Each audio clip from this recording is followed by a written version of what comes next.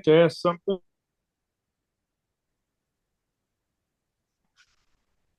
Can anybody hear me? Yeah. Yeah, go ahead. I just got a new Apple Watch in the last few weeks. Uh, bought the Ultra 2, and I like it. It's pretty cool. They gave me, I think they gave me 12 months to pay for it, zero interest, so it helped. I just wanted to ask anybody there. I know some of you guys, or maybe many of you've got them, just to kind of give me a few comments on what you do. I'm still learning a lot, and I haven't taken any courses or studied the thing yet. I take my heartbeat. I had a heart attack a few months ago, so I'm recovering from that. Pretty good shape. But it alerted me when I fell in the house, and there's been some things I like about it. I just thought maybe guys that have used them and had them for years or whatever, maybe could give me some comments about how you what you like about them and what you use them for. Well, I really think that it's kind of a personal thing. I would say, I love the workout features on it. I've got the Ultra, the original Ultra, the first one. One thing that I love about the Ultra compared to the other watches is if nothing else, just the battery life itself is pretty good. So I like that.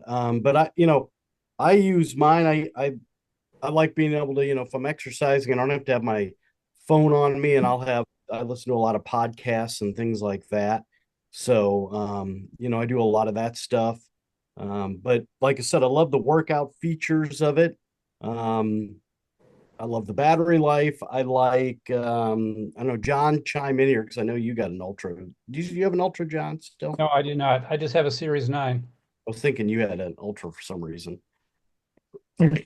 Um, Do any of you have pay the extra? I think it's like $15 a month for it to actually be a phone. I noticed. yeah. I noticed that if I have my iPhone, I guess in the same Wi-Fi, Yep. What? I capture that phone with my watch, but I haven't signed up to make it an actual phone. So I left my phone at home, and then it doesn't do it. It doesn't have any of those features, right? Well, I missed some of what you said there. I don't know if it was me or you freezing up there. Yeah. Okay. Uh, I, But I was talking about using it as a phone.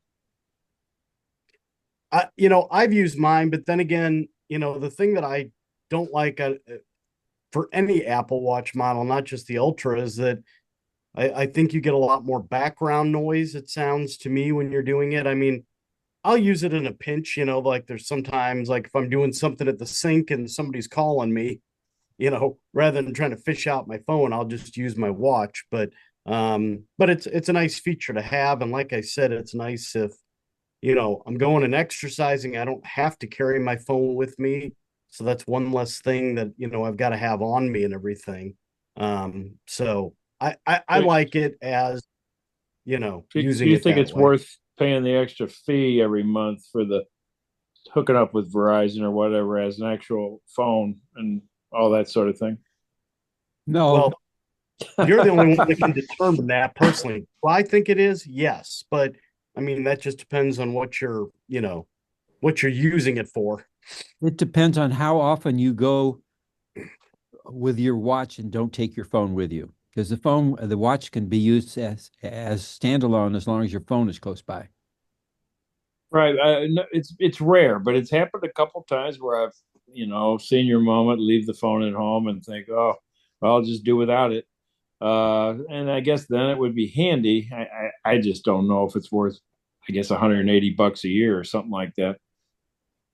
One of the things is interesting. You said you had a heart attack, so you're probably taking medicines. Yes. You can go into the health app, and if you enter all your medicines, what you're taking, and when you take it, if it's like morning, afternoon, or evening, it'll tell you.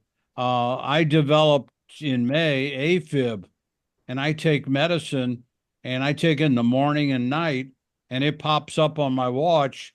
Did you take your medicine?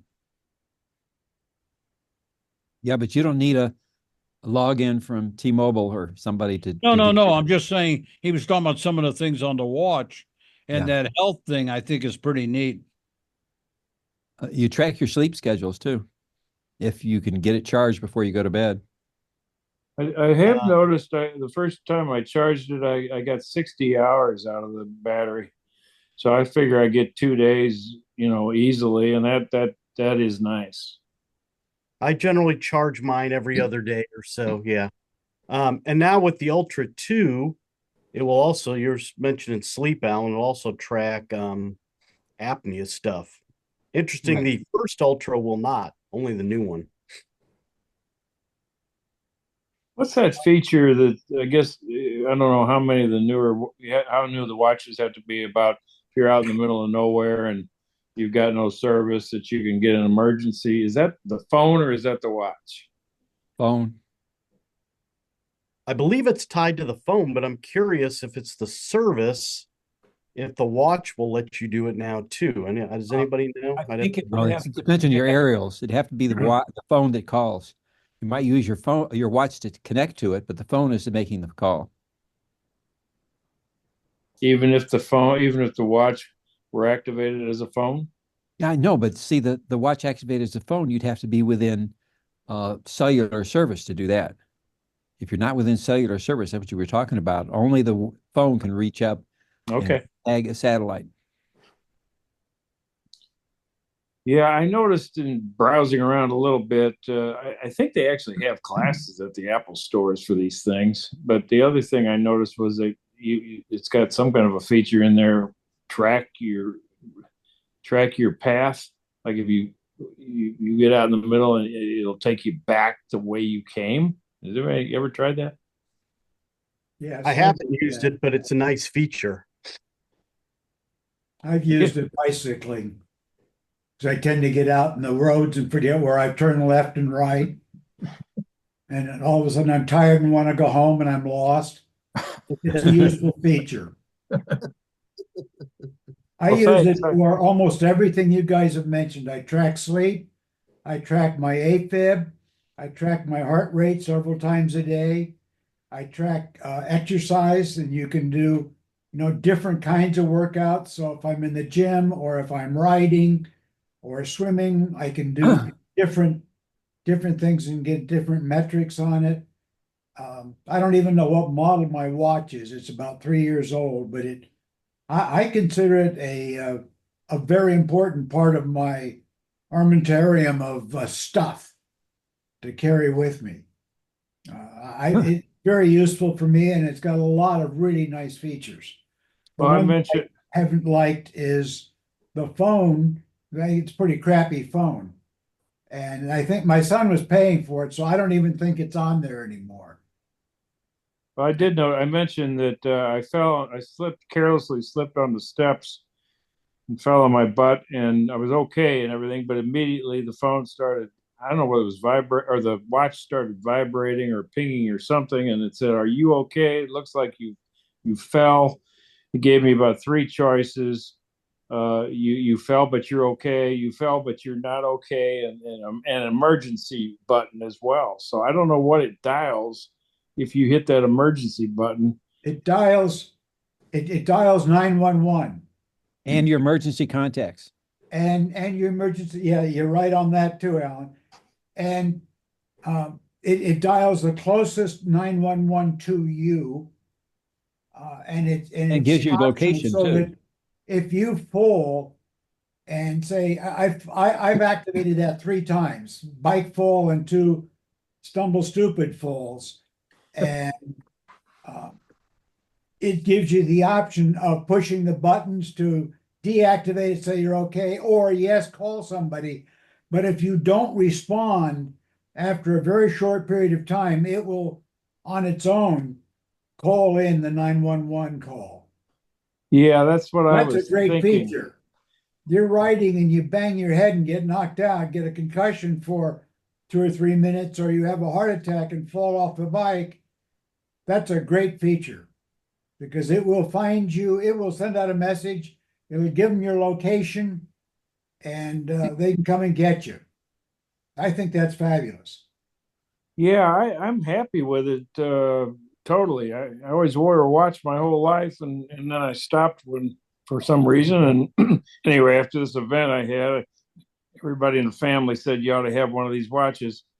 And I think it is. I just decided I was getting the biggest, bestest, baddest, fastest, so I chose the Ultra 2. Now the other thing, I don't know, I guess you know, it'll do an EKG as well Yes. Yeah. and record it. You know, you can keep it's 30 seconds at a shot, and you can go into your health app and look at all your EKGs. Well, that's how I track my AFib, or ideally my lack of AFib now. But no, I use all those features. I think it's a pretty splendid small piece of technology. Yeah. Oh, thank you all for those Yeah. comments. One other quick thing. I put in the chat a link to the Take Control books on the Apple Watch. I get quite a few Take Control books on how to use this and how to use that. In fact, I recently got a email from them saying that they've upgraded the Take Control book on the Apple Watch to include the latest in Watch OS and the latest hardware, like the one that you've got. So you might want to, I think that if you're not already a member, I think that it's a virtual book. You just download it to your computer or to your iPad, and it costs, I think, $15. And it'll run you through, it'll walk you through all of those various features that you've got, the ones that we've talked about tonight and a whole lot more. That's a good idea. I'll do that. Thank you. I have a insurance. Are we on the questions and problems portion of I the? have one more comment about this. Yes. My brother noticed that he was getting health insurance and they would cover health devices. So he bought himself and his wife both a new Apple Watch on the insurance, and the insurance paid for the whole thing. You want me to go in the bedroom? That's cool. That was from an Aetna, but they're not having it next year. They're going to cancel that particular part. Alan, I was just going to say, I've heard a lot of plans are dropping that kind of stuff because they're paying a fortune for people and a lot of the fitness related things that people are spending it on. Oh, my brother was charging his golf to it. Yeah, that's all kinds of stuff. You know, by the way, any other questions for the group? I have a question for the group. Well, hold on, let Lyman go because he already asked about a question. Quickly, one of my external backup hard drives, I believe, was failing. I took it apart and cleaned the fan. It might have been the fan, but I'm going to replace it anyway. I'm looking for dependability. Does anybody have a recommendation on what brands are the most dependable? That's the only operative criteria for, say, a 4 or 5 terabyte backup hard drive, external hard drive, or anybody to avoid. Best Buy, I think, is offering a sale on a small USB 5 terabyte hard drive, $94.99. Those drives are often up to $130 each. That's good news, Terry. Are the brands dependable? I think Western Digital is a dependable brand. Okay. Always has been. I have some of those drives and I've had good results with them. They didn't. I answered his question. One other vote for Western Digital. I have a Western Digital, and I paid a little bit more to get this one for my wife because it's one called My Passport for Mac. Yeah. No big deal. Most of the drives come formatted for Windows. It's no big deal to format over that and use it, for your Mac. But this one was, I don't remember the capacity of this thing, 2 terabytes, I think. But I found that the overall build quality of the case was better than the other ones that I've gotten, whether from Western Digital or from other brands. And I think the innards are probably a little, I don't remember how long I've had it. I don't remember how long I've had this one relative to some other ones. I have had several of them a die on me, a layman like you have. So I guess 2 votes for Western Digital, and you might want to, if the one that says My Passport for Mac is not too much more expensive than the ones that don't say that, you might want to consider that. Yeah. Lyman, I would Yes. recommend the Samsung either T7 or T9s. They're very, I mean, pretty small, like, I don't know, literally like this big. I've got a 2 terabyte one, but I recommend those. They're very fast as well. Those are electronics, SSDs. I probably And won't go with an SSD. you know, I've bought a lot of drives because I'm heavy into photography and big files from cameras. And I've had a lot of luck with OWC. Are the world computing? Yeah, Oh, they're that's the I think Bible app that's showing you that message. You have they're to touch it to strictly get it. Macintosh, and of course it's mail order. Then hit done. Okay. I like their drives. And now lately I have tried to go to these more SSD drives, and I forked out quite a bit of money for a Samsung 8 terabyte like SSD. I'm sorry, a SanDisk. Mhm. It looks like a pancake, about the size of about 4 inches in diameter. Now it's an expensive drive, but it's fast as the devil. I don't know if that means anything to you or not. And it's big. That the problem you're talking about with a 5 terabyte is getting one you're getting an SSD that big. Yeah, I would prefer A to lot of stay them out there. with discs. So Lyman, if I understand you correctly, you're looking basically for a backup drive as opposed to a boot drive. Is that correct? That's correct. Then in that case, you don't have to have an SSD. You could use a regular spinning hard disk. That's what I want. Yeah, you'll certainly save money doing that. And this Western Digital that I mentioned a moment ago is a hard disk. If you needed it for really fast file transfer like Fran needs it, or if you were going to boot from it, then you'd want to get the fastest SSD that you can get with the fastest bus connection to the computer. But if it's just for backup, save some money and well, save some money in getting a spinning hard disk over an SSD, and that way you can get whatever storage capacity you're looking for, 4 terabytes or whatever it is. Okay, guys, thank you very much. Appreciate the advice and counsel. Any other questions or comments? Yes, I wanted to ask something about iPhone. I find it for most apps that I have issues locking the screen rotation. Let me explain. Let's Make it simple. We just want to lock the screen in landscape. We'll lock the screen in landscape for Safari. How do you do it?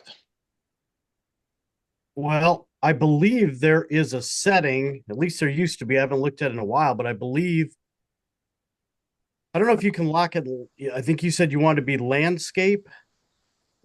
I don't know if you can do that, but I think you can lock it in portrait. And there used to be a setting somewhere in the settings. I haven't looked for that in a long time, so I can't tell you where it is. And unfortunately, I'm using my phone as my camera here, so I can't look at it. But I believe let me show you what I mean. I am seeing a setting. Let me turn on my camera.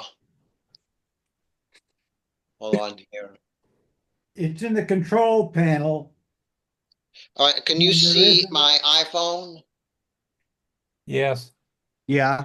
So I go up here, I turn it sideways, and then it does go sideways, but then I go and want to I bring down the control center and I turn on the lock, but it twists back. It undoes my rotation. Did you see that? Yes. Yeah, I believe you can only lock it in portrait, not landscape. Yeah, that's the question. I want lock in landscape. Yeah, I believe the only way to lock, and somebody can check me on this, I could be wrong, but I believe it's only for portrait, not landscape. That's a bit of a problem when you're laying on your side. Yeah. Well, That's interesting. I didn't know that. Because I've had trouble trying to get it to lock in landscape too. Like I Same said, I problem could be there as wrong, you. but I know that's what it used to be. I have noticed a couple of apps have their own feature for that. I think Goodreader and NPlayer will let us lock it. No, Goodreader does not. Oh, That's the Goodreader does not. problem. You can't read your documents that you have in Goodreader. Oh, when it's you're- YouTube and NPlayer then. It's like supporting it, I think. And then what's a good app that you can if you have a bunch of folders of pictures on your computer and you just want to copy them into your iPhone, what's a good app that you can do that with?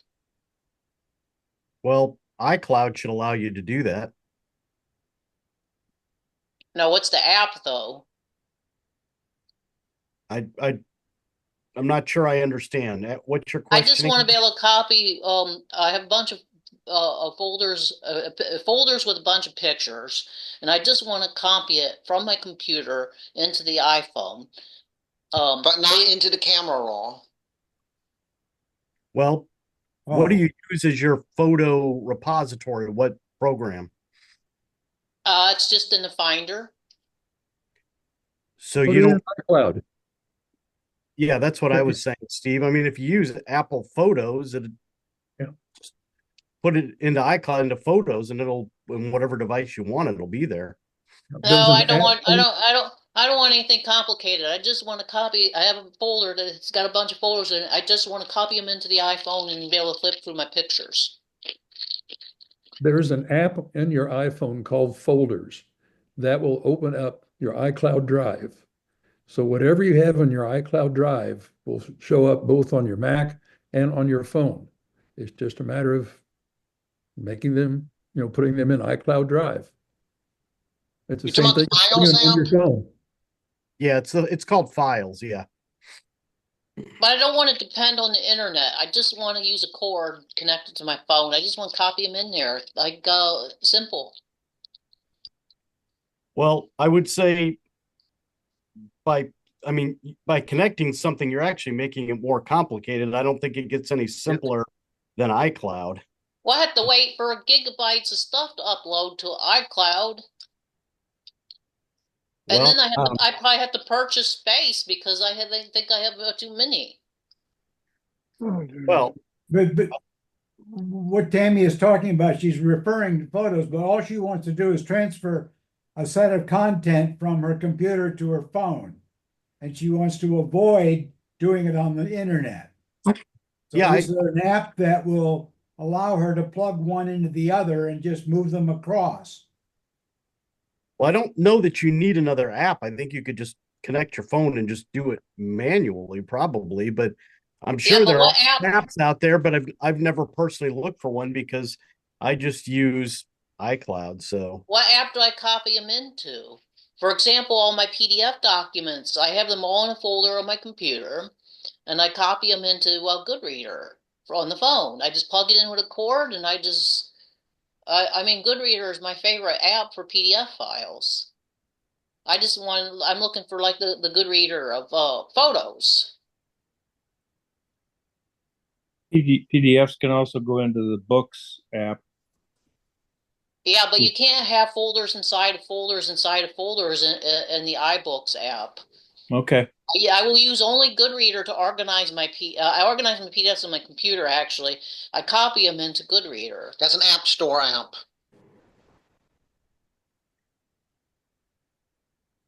Why not just use photos on the phone? Well, because I take them out of photos. Hmm. I don't see how I can interact. I don't know how to interact with photos like a hard drive. A Goodreader, if you press a button, it's like a Wi-Fi button on Goodreader. When you press it, your Goodreader becomes a hotspot, and you can log it. You can use your computer and pull down and go to Goodreader like it's a network disk, and then you see Goodreader on the desktop of your computer, and it looks like a hard drive, and you can just copy things into it. Well, we don't have an answer for you, so Okay, that said, Sorry. I'm saying Goodreader is a really great app to put all your PDFs in. So I can share that with the group. Okay, we need to move on, however, so it's almost 7 o'clock. So Glenn is going to start with um, his goodies tonight. We're well past 7 o'clock, It's Ron. 7:24. Yeah, I'm sorry, I said 7:30, but anyway. I had to do a double take and look at my watch here. Well, wait a minute, am I in the wrong time zone or something? All right. We'll forgive you on that. Before I get started on my goodies, I just disclaimer, I've got COVID. I'm trying to muddle through this, so I apologize if I'm coughing and stuff a lot here tonight. So all right, so we've got a number of different things we're doing tonight. So I try to keep my goodies a little shorter than normal. Let me just share it.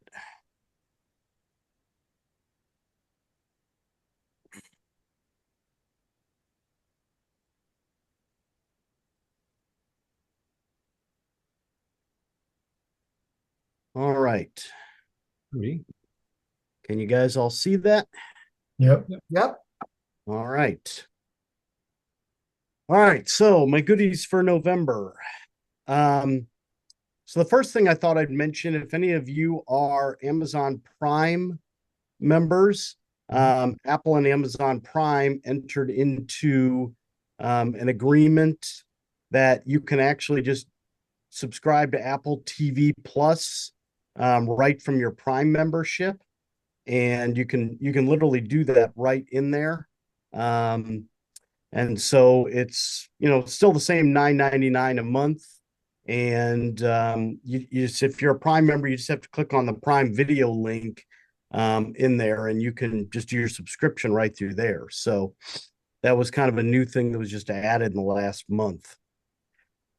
So I thought this was interesting that Tim Cook was talking about the Vision Pro recently, and he was doing an interview with the Wall Street Journal, and I'll read the quote, but basically admitted that it's not a mass market product due to its price, which we all kind of knew already.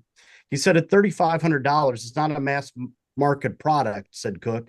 Right now, it's an early adopter product. People who want to have tomorrow's technology today, that's who it's for.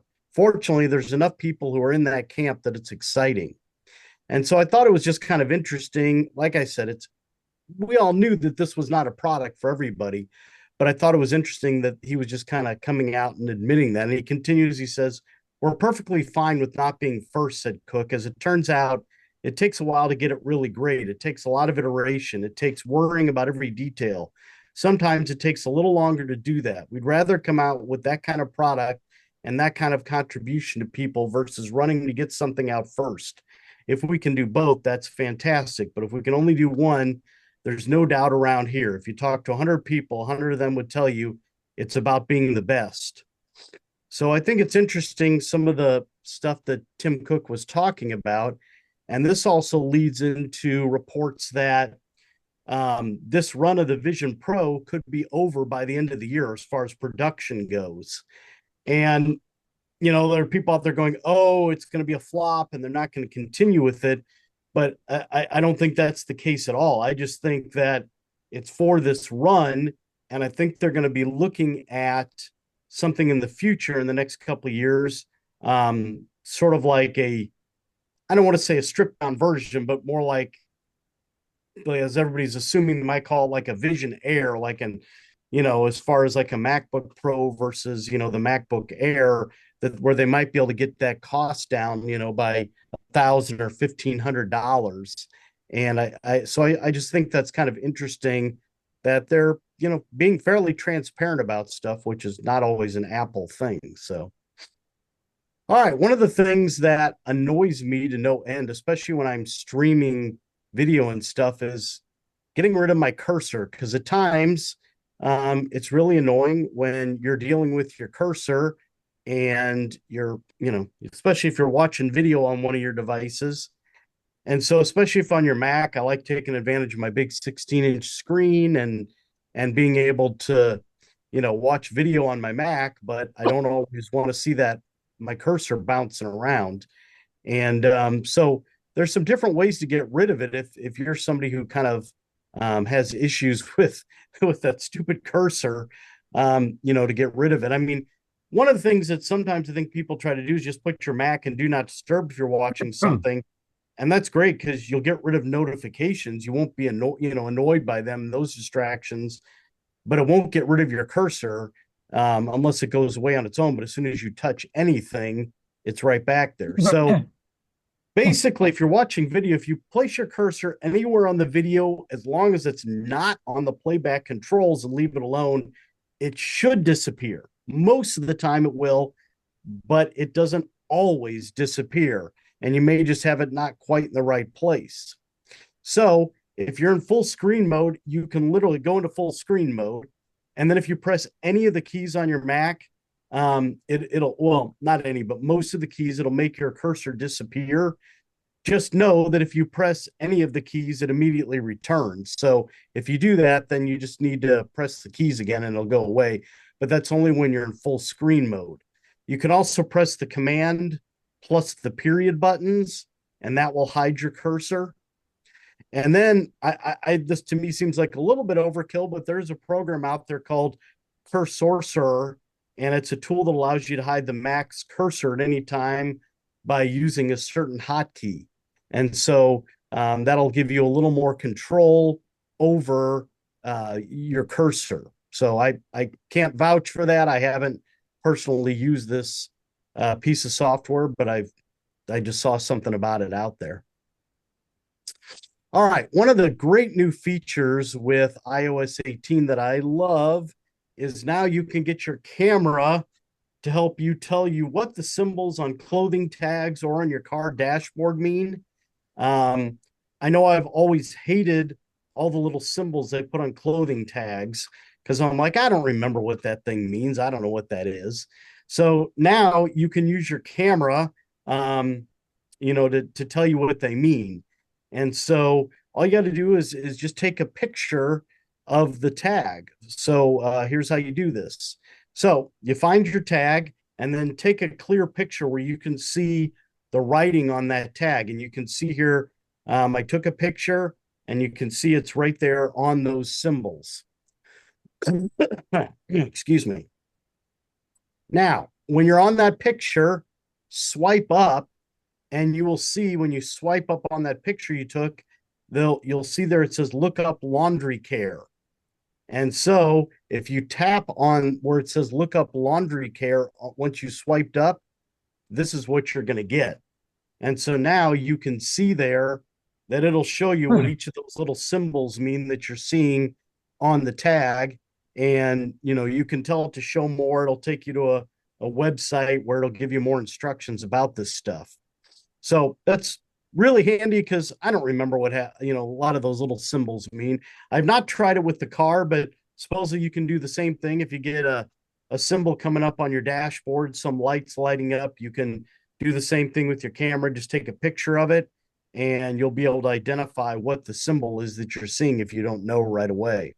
So love that feature. I think that's an awesome feature. And my guess is in the future, we'll probably see this expand to more things other than just laundry tags and your car dash. All right. One of the big things, as you guys have all, heard about, is the whole hearing stuff for hearing health and everything with, iOS 18.1, especially if you've got now the AirPod Pro 2s.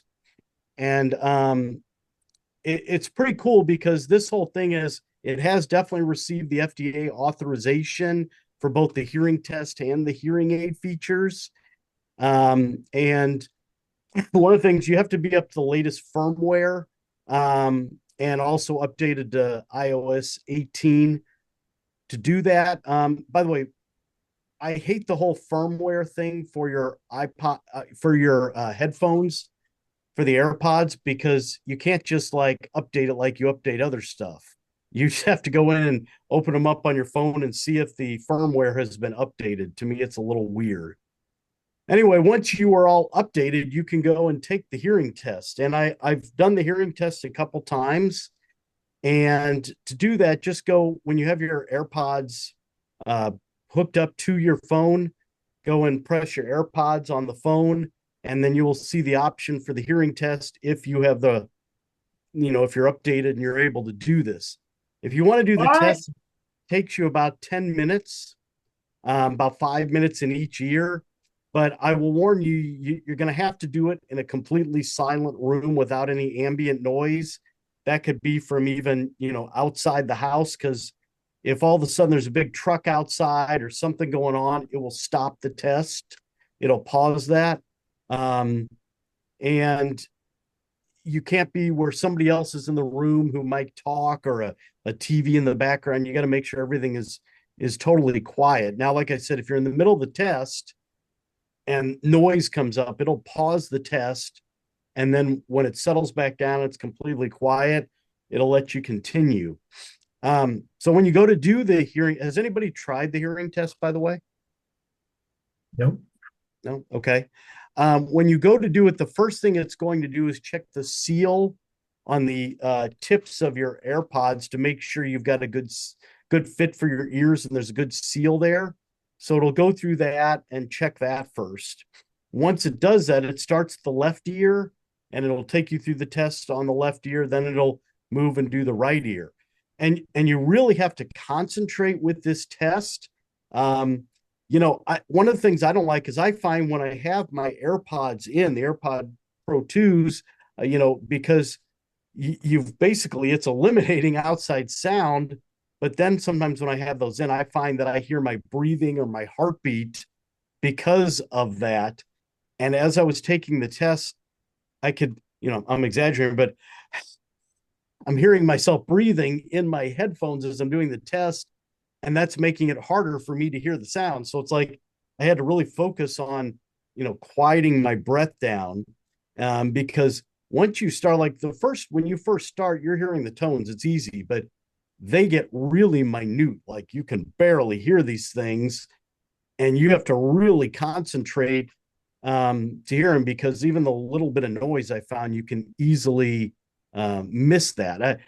I thought about trying to demonstrate this to you guys, but then I thought it would be the most boring video for you to watch in your entire life, of me sitting there trying to do this. And I didn't know how I could get you guys to hear the tones when I'm pressing, because you basically press your screen every time you hear the tones. So there was really no way for me to demonstrate that. But I did make this little video here from the website under the AirPods 2, that how you do the tests and everything. And like I said, this does have, the testing has FDA authorization. So you go into the test hearing thing, you click the little get started button. And like I said, it takes you through, sealing everything. Then you can see the little ring on here. Every time you hear a little beep, you press in the middle of that ring. You press the screen when you hear the tone. And so as soon as you finish it'll give you your results here. Like what you're seeing there would be a decent amount of loss. Mine, I did it a couple times, and it both times came up in single digits. So I've got, virtually no hearing loss. But if you do, and you saw that little chart at the end that'll show you when you're done. And if you do have hearing loss, it'll help you then, supposedly it'll help you set your AirPod Pro 2s up as a hearing aid. And again, these have been FDA authorized to use as a hearing aid. I don't have the hearing loss, so it didn't take me to the next step. So I can't speak upon that or anything. Question. But yeah. Let's say a person don't really have hearing loss, but they'd like help in a noisy restaurant to hear the people at their own table better and to diminish the sounds that are farther away. Is there any way AirPods can do something like that? Yes, and I can't And tell you. assuming they pass a medical hearing test or they pass the hearing test on their AirPods. I want to say, and I may be wrong, but I want to say that I could force that to use it. I'm not sure. I thought I saw something that I could, but like I said, it's not something that I have an interest in, so I never looked further at it, Terry. But I believe you can still use those if you wanted to. but I would tell you to go research that because I'm not positive on that. Well, very quickly, Terry, there is a setting on the phone called conversation awareness. Turn that on, and it says lowers media volume and reduces background noise when you start speaking to other people. Okay, there you go. Thank you, John. It's called conversation awareness, you said? Correct. So you could use that feature and you're not playing media, but it would serve to lower the background noise, you're saying? Yeah, so that you can hear a conversation better. Okay. Okay. All right. So my next thing is there's a cool little site called ThriftMac. So thriftmac.com. And it's a repository of links to free Mac software. And so I quote their website here, it says ThriftMac started with a simple idea that Mac users could use a central place to find free software. The downloads here are meant to be totally free. There are no in-app purchases, no ads, no subscriptions, no trials. Apps are not included unless you can freely download them to your Mac and use all the features without restrictions for as long as you like. So, yeah, go play around on ThriftMac and see if there's free Mac apps that, might work for you. All right, I saw a thing for this is kind of an interesting device that's coming out. It's called the pluggable PS10cc, and it's a 10-port USB-C charger. And as you can see, it's quite portable other than, you got to plug it in. And a 10-port charger is pretty rare, and that's why it caught my attention. And it's going to be priced at $99, but right now it's available at 40% off if you're willing to, crowdfund the project, excuse me, through Kickstarter. And they're expecting this to ship, they're hoping in January of 25. And, I know there are people that don't like to do the Kickstarter stuff, but this Pluggable is actually a company that's had a bunch of devices out there for both Apple and PC sides of things. So it's not like they're, some fly by night, organization. But anyway, it looks like a pretty cool product if you need something with a lot of ports. And I'll show you a little quick video on it here. USB-C now charges our phones, our laptops, our batteries, and more. But all those big, high-power chargers for each device are cluttering our desk, and unfortunately our landfills too. But what if there was a smarter, more efficient way to charge? Introducing the pluggable PS10cc charger, the world's first to harness your existing USB power supply to charge up to 10 devices. Equipped with patented intelligent power allocation, this revolutionary charger distributes power efficiently across all 10 USB-C ports. Each device gets the exact amount of power it needs without waste. And for those urgent moments, our priority charging system ensures your most critical devices get charged first. Just plug in on the left, and our smart charge system takes care of the rest. With 10 power-hungry devices like laptops, it will charge the highest priority ones first and move down the line. By morning, even a household or classroom worth of devices will all be charged. Our patented system not only senses and adjusts the current to each port, but monitors the entire charging process, ensuring optimal efficiency. No product has been able to offer 10 USB-C charging ports supporting up to 100 watts each for under $100 before. If you want to make sure your device gets the full power of your attached charger, just plug into the leftmost port. The charger is constantly monitoring and adapting to changes in power input and power draw. Device charging rates naturally slow down as the battery fills. As this happens, power will be freed to charge the device on the next port. USB-C's dynamic power delivery specification allows power capabilities to be renegotiated dynamically. The PS10cc's patented power sensors and software system enables the magic of turning one USB-C power port into 10. This works whether you have a 100-watt laptop USB-C power supply or a 30-watt USB-C phone charger as the input. The full charging rate of the power supply will be put to use. Pluggable's new patented technology makes the amazing potential of USB-C charging come alive. Fewer wall adapters to carry, less electronic waste. The Pluggable PS10cc is the future of charging. So I thought that was an interesting product that caught my eye.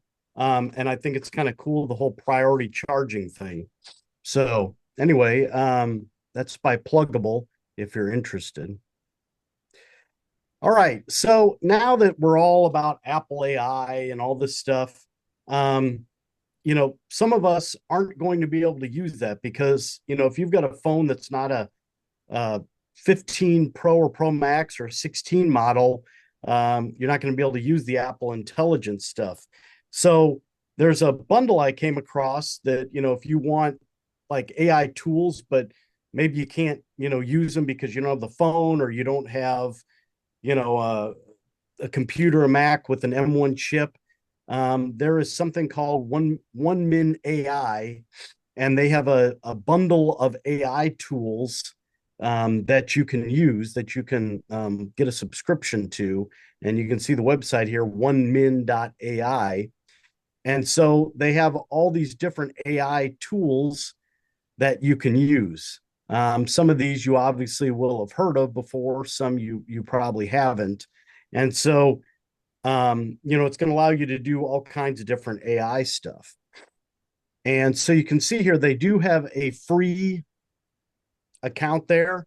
But, obviously, if you are going to pay for it, you're going to get, much more than just the basic stuff.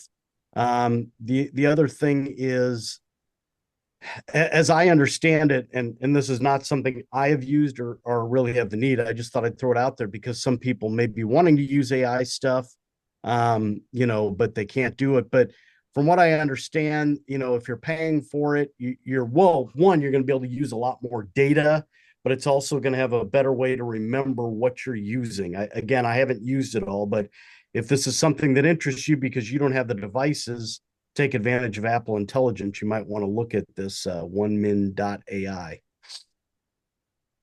All right, I thought this was, as my final thing for goodies, this was kind of interesting here.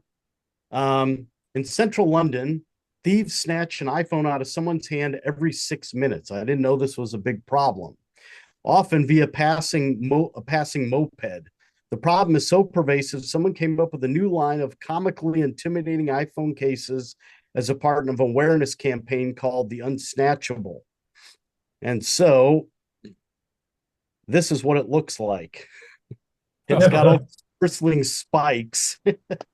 And so they've got a few, and somebody came up with this, I think, is just like, and you can see the thing there.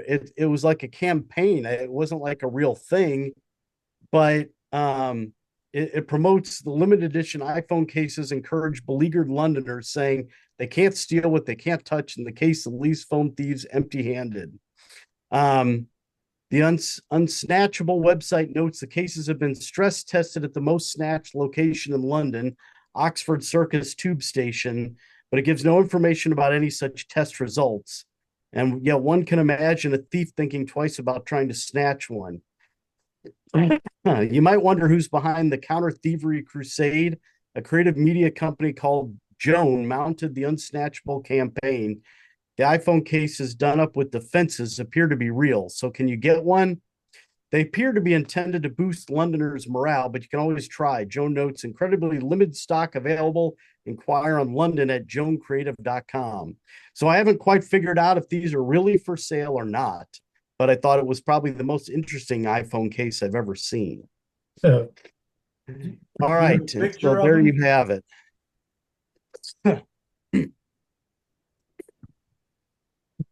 Thanks, Glenn. That porcupine case sounds interesting. I don't know how you get that. I don't think it'd be very pocket friendly, but Okay, our next thing is, well, it's me.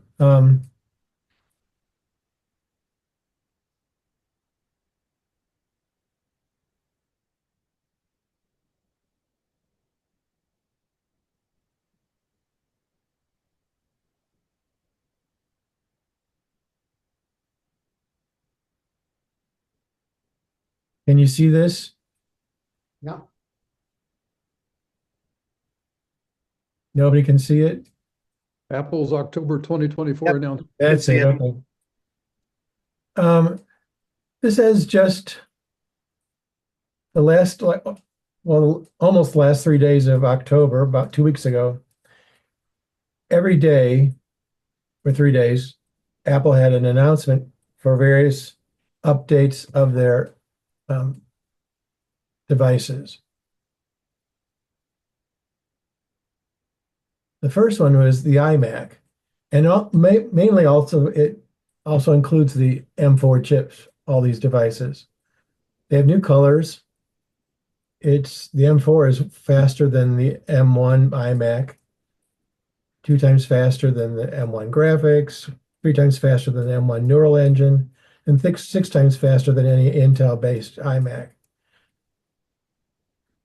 If you use Mac OS Sequoia and Apple Intelligence, it has 24-inch Retina display, nano to texture option, reduces reflectivity and glare, 12 megapixel center stage camera, desk view, which is allowed you to show the desktop as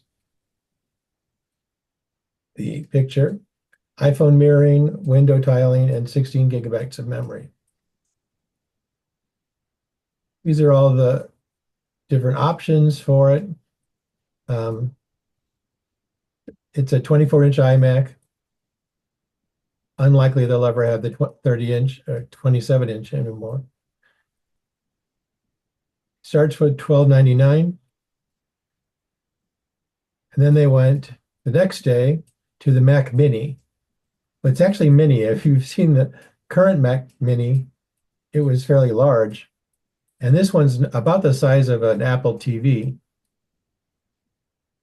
It's just 5.5 inches. And you have a choice of an M4 or an M4 Pro. And the back ports are Ethernet, HDMI, and 3 times Thunderbolts. The front port has 2 USB-C and an audio jack. All of those things, of course, talks about you can get up to 64 gigabytes of unified memory, and it includes 16. And it's from $5.99. I would like to comment about something I read about that new Mac Mini. Okay.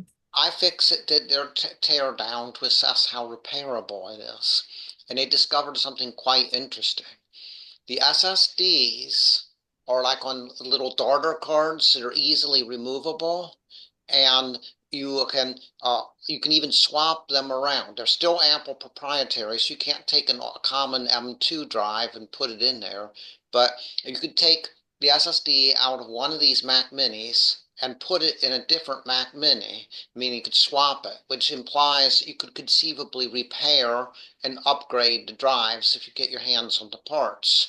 There is one catch. The drives for the Pro version of the M4 are a little bit different in size and shape than the ones for the regular M4, but within either processor line, you could take out a 256 gigabyte drive and put in a terabyte drive, for example, just by swapping them between 2 of these Mac Mini computers. Now, iFixit has observed Apple's not doing the software locks that prevent a person from doing that to a Mac Studio. The drives are physically removable in a Mac Studio, but there's some nasty software locks that keep it from working. Whereas on this Mac Mini, you can use Apple's configurator software to configure your newly installed SSD to work with your computer. No big deal. They rate the repairability of this machine, I think 7 out of 10, probably in part because of that. Okay. I saw a YouTube video about tearing down that. Looks like pretty complicated to me, but it is possible. And the third day, they talked about the MacBook Pro. You can have an M4, M4 Pro, and an M4 Max, and 24 hours of battery life, peak brightness, 100 nits, nano texture display option, 12 megapixel camera and desk view, and it has a 14 and a 16-inch with 16 megabytes in the 14-inch and it's 24 megabytes memory in the 16-inch, I'm sorry. These are all the different upgrades to the MacBook Pro. and it starts 14-inch, $15.99, and the 16-inch, $24.99.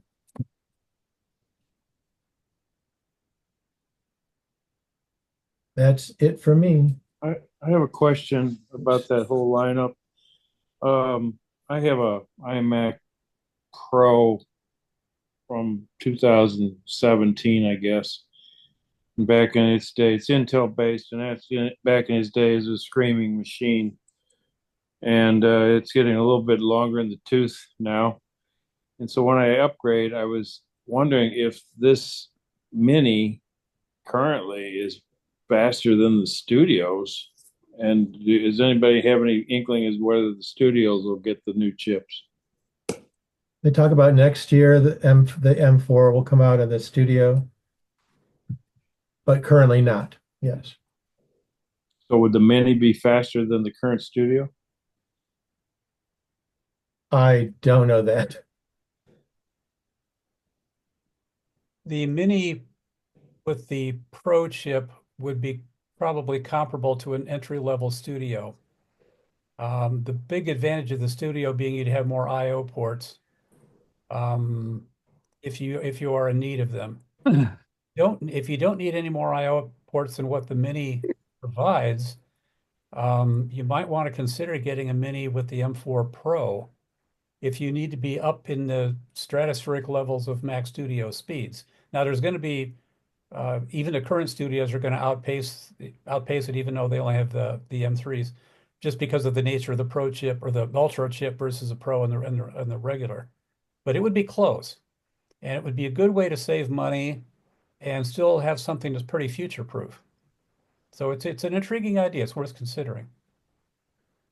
For sure. Okay, our next thing is back to Glenn. It's Mac OS Sequoia. Okay.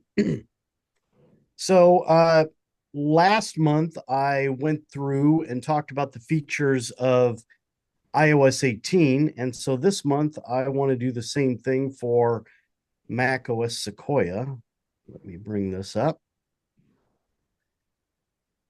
And can you all see this? Yes. I have to get this out of the way though. All right, there we go. Okay, so I'm going to go through, since it is Mac OS 15, I've got 15 features of Sequoia that I'm going to share with you all. And give me a second here. Zoom is not playing nice this evening. I'm having all kinds of problems with moving my windows around. All right, so and back in September, Mac OS Sequoia was released. It's the 19th publicly named OS for Mac since OS 10 was released in 2001. It's actually the 21st version of the Mac OS system. So hard to believe we've had that many by now. So is your Mac compatible? Well, you can see a list here of all the Mac models that'll run Sequoia. And so only the M series Macs with the Apple Silicon chip will be able to use the Apple Intelligence features that are going to be rolled out or starting to roll out. So if you've got one of these models, then you are able to run Sequoia. Now, a lot of the features of Sequoia, I want to say a lot, some of the features of Sequoia are the same as what we see in iOS 18. Since I covered that stuff in depth last month, I'm going to try not to spend a bunch of time talking about the same feature, but just on the Mac instead of iOS 18. So like, I'm not going to talk about math notes or messages or notes features that I covered last month. You can always go back on our website to find that from last month if you want to. So I'm going to try to cover some things that are more directly related to the Mac. All right, so the first thing that I am going to talk about is a thing called hide distracting items. So now in all systems that use Apple Safari, it doesn't matter what device, you're going to see this little icon on the left-hand side of the address window. And it's that little, I don't know, for lack of a better word of saying, a little rectangle with the dash is below it. And so if you press that icon, you're going to have the ability to hide distracting items that, may appear on your web page. It's kind of a cool thing. So when you press that icon, you're going to see a little pop-up, and you'll see right there, it says hide distracting items. So as an example here, I was on this page. Now, this blank spot here would normally be ads, but I don't allow Safari to show me ads. So they just came up as a blank spot. So here's what happens when you do this. Click on that, hit hide distracting items, and you notice when you move around, a little box will be in where you want to click. So you click on something and boom, it's gone. Okay, and so I've hidden that area that I don't want to see anymore. Now, just so you know, once you do this, the item you hid will be gone for that session of your browsing, but it's not a permanent thing. So like once you get out of that page, or you close your window, once you come back, you're going to have to do that again. It's not like, oh, I hid this and now every time I go to this website from here, to eternity, that won't be here anymore. So later sessions of browsing, it'll be back. You'll have to do it again. But I still think it's a cool idea. By the way, you can make items visible again by going back up to that same icon. And now once you've hid stuff, you'll see where it says show hidden items, and you can click on that to bring that back. All right, another really cool thing that I like a lot is called iPhone mirroring, and so it allows you the ability to see, mirror your iPhone on your Mac, and you can literally control your iPhone screen from your computer. And it's interesting now because it's taken me a little time to get used to it, but I will start to see like little alerts will pop up on my Mac, but I can tell they look slightly different than my normal Mac ones, but I can tell they're coming from my phone. And if I click that, now my phone will pop up. You'll see on the screen your phone there, and I can literally control that. And I'm now controlling it on my phone and not on, my Mac. So it's kind of interesting in that regard. And I'm going to show you a little thing about this here. Here's everything you need to know about mirroring your iPhone to your Mac with macOS Sequoia and iOS 18. How it works, what doesn't work, and some tips and tricks. Before we dive in, be sure you're subscribed to the channel with notifications turned on so you don't miss my latest videos on all of Apple's new updates and devices. So what do you need to mirror your iPhone? Well, it's pretty straightforward. You'll need a compatible Mac running macOS Sequoia, as well as sporting either Apple Silicon or a T2 security chip. And yes, that means this feature will work with certain Intel-based Macs. If you bought a Mac from 2020 onward, it will work, as will 2018 and later MacBook Pros, MacBook Airs, and Mac Minis. Any iPhone that runs iOS 18 will also be compatible. That goes all the way back to the iPhone XR or the second generation iPhone SE. Otherwise, they all need to be signed in to the same Apple ID with two-factor authentication enabled. I've got my iPhone 15 Pro Max alongside my MacBook Pro, both freshly updated. After installing macOS Sequoia, you'll see a new icon appear in your dock. It's not the flashiest of icons, but it's pretty descriptive. Apple provides a basic getting started guide upon first launch, but you don't need that. You've got me. After you enter your passcode on your iPhone screen, it's mirrored. Easy as that. You can see my lovely new iOS 18 home screen. By the way, if you want to learn more about customizing your home screen with this update, check out my other video that I've gone ahead and linked here. Mirroring works shockingly well. It is super smooth, animations look great. I'm really impressed. There's a lot of polish on this Apple already. Like that icon I mildly mocked earlier. If you take a close look, it changes based on your phone. Depending on which model phone you mirror, the phone image adjusts. It's also awesome that your phone and your Mac don't need to be connected to the internet for this to work. Think of it like AirDrop. They need to be within general proximity to work for them to establish a peer-to-peer connection. There's lots of tips and tricks though to get the absolute most out of iPhone mirroring. And I'm going to tell you them. It's pretty intuitive to use your iPhone when mirrored, but some gestures are a bit tough. Like going back to the home screen, opening the app switcher, or accessing Spotlight. You can click the tiny little bar at the bottom to go to the home screen, for example, but it's tedious. Instead, there are built-in shortcuts. Command +1 goes to the home screen. Command and the number 2 opens the app switcher, and Command and number 3 pulls up Spotlight. It's so much quicker. Media can also be routed through your Mac, albeit with some limitations. Any protected content won't be able to be streamed, but other content like YouTube or TikTok work just fine. Not only does the video play, but the audio is routed through your Mac speakers as well. Scroll through Instagram Reels while sitting at your desk, leaving your iPhone docked the whole time. Speaking of which, that's another of my fave tricks here. On my desk, I use a MagSafe charger with my iPhone placed landscape using standby mode. I keep widgets up on the screen like time or my calendar. Since mirroring keeps your iPhone screen off the whole time, it's able to stay right there in standby mode while you access anything that you need on your Mac. And speaking of landscape mode, that's a nifty little trick. Anytime you access an app that works in landscape mode, the mirroring interface will automatically change. No need to try to rotate your phone or manually change the interface. Like in YouTube here, it's portrait, but if I hit the full screen button, the whole thing rotates and I have a full screen video. Let me know down below in the comments how you can envision using this iPhone mirroring.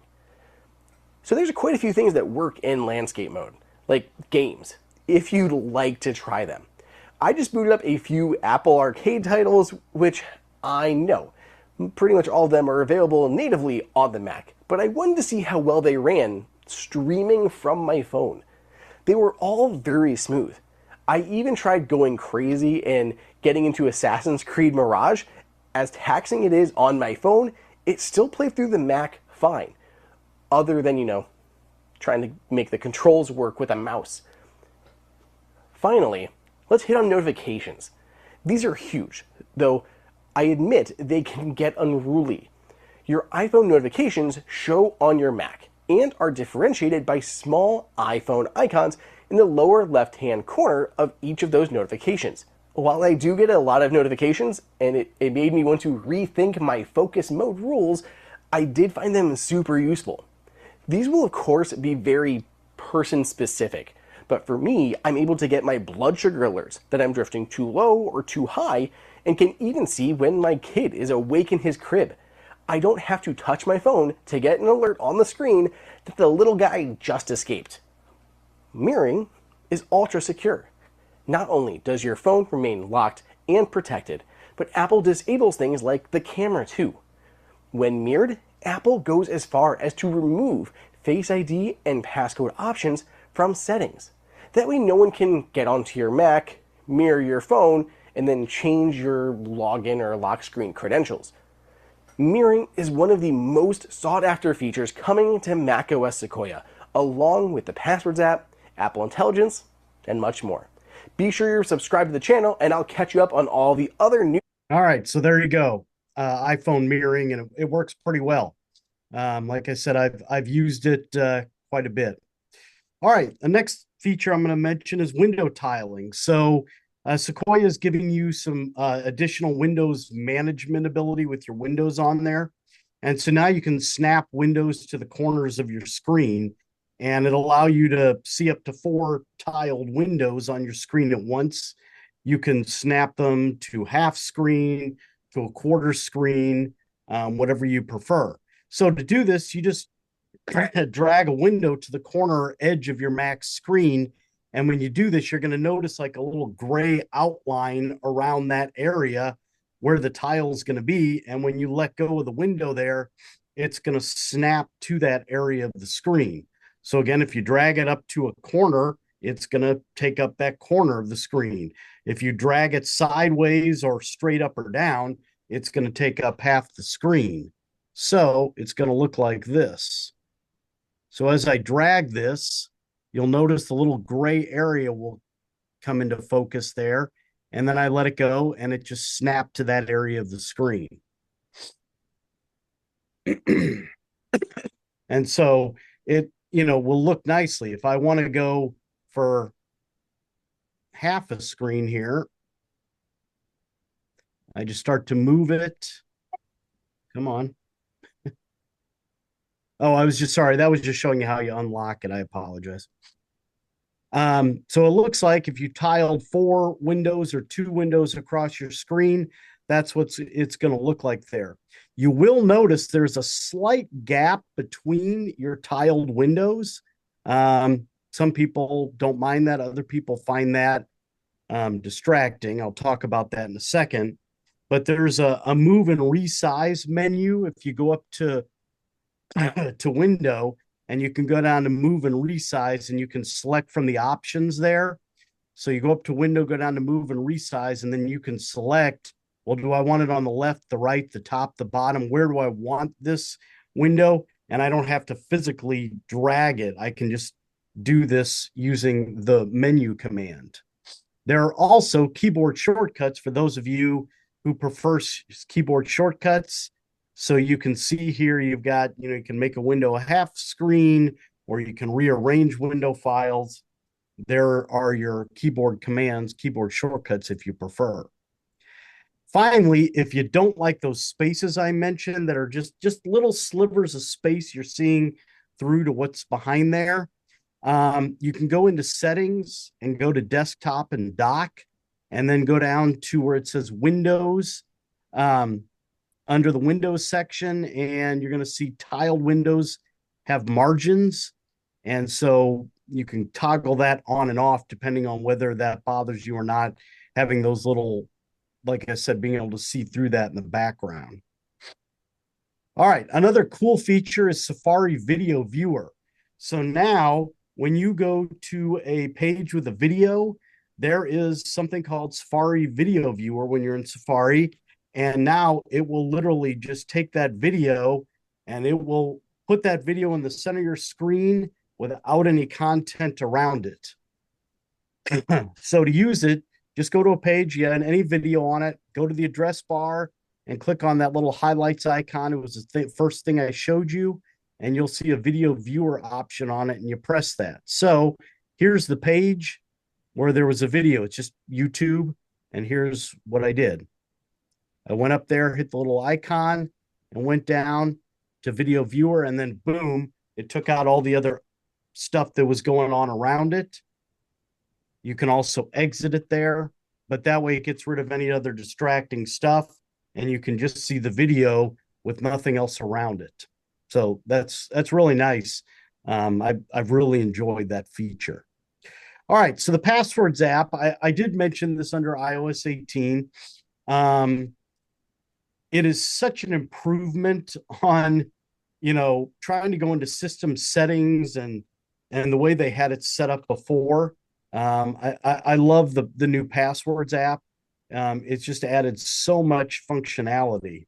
So before macOS Sequoia, if you wanted to access all of your saved passwords, you had to go into your settings and then go into the saved passwords section, the keychain. But now in macOS Sequoia, we have a standalone application called Passwords, which is where all of your passwords and passkeys live. So this seems like a minor deal, but it's actually a really big deal. So this will show you all of your passwords and your passkeys at a glance. You could also see your Wi-Fi passwords at a glance. You can even go into here and set this as a QR code. So if you show, it will show the QR code to join the network. You have 2-factor authentication codes here as well. So this is essentially where everything lives now. And you also have your shared groups down here as well, which you could also add passkeys to shared groups groups now. So having passwords as a standalone application is fine, it's great, but if you want to make this a lot more convenient, if you go up to the passwords settings and then go to show passwords in menu bar, this will add this little key up to your menu bar, and this will make things a lot easier. Let me show you. So if I go to brandonbutch.com, for example, and I want to log in, if I go up to my menu bar up here, it will automatically detect that I'm on a website where I have a saved username and password, and it will suggest it right there. And from here, I can right click to copy the username and password, or I could just click on it regular and I can see what the password is if I hover over that. And it also shows the last modified date and everything. You could also click this right here to open up the full menu for the application. And this does also work on third-party browsers as well, like Arc, Chrome, and Firefox, as long as you have the iCloud extension installed, which you will be prompted the first time you open up passwords to install it. So now